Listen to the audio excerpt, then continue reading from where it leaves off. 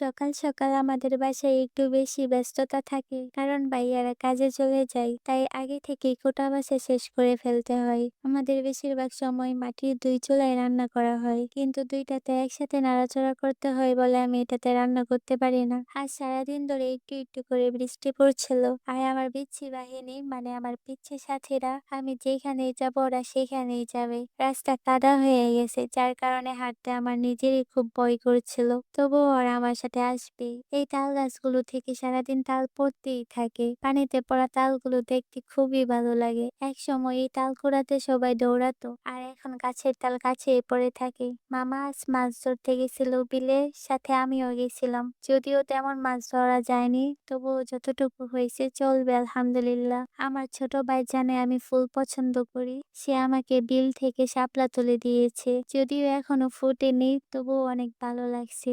এখানে একটা বড়ই গাছও ছিল, তাতে অসময়ে বড়ই আসছে, যেটা দেখে আমি সত্যিই খুব অবাক হয়েছি, কারণ এখন তো বড়ইয়ের সময় না। এখানে অনেক নীলজিও ছিল, যেগুলো কাপড়ে লেগে যায়। ছোটবেলায় স্কুলে যাওয়ার সময় এইগুলো জামায় লেগে থাকতো, আর বাসায় ফিরে বকা খেতাম।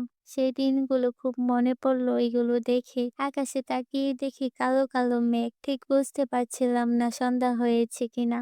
বাড়ি ফিরে জামায় লেগে থাকা নীলজি বাচ্চাদের দিয়ে ছোটাচ্ছিলাম, ওরা এটা পছন্দ করে বলে ইচ্ছে করে লাগিয়ে নিয়ে আসছিলাম, কারণ ছোটবেলায় আমি ওই কাজটা খুব পছন্দ করতাম। আজকে এই পর্যন্তই, সবাই ভালো থাকো, সুস্থ থাকো, আল্লাহ হাফেজ।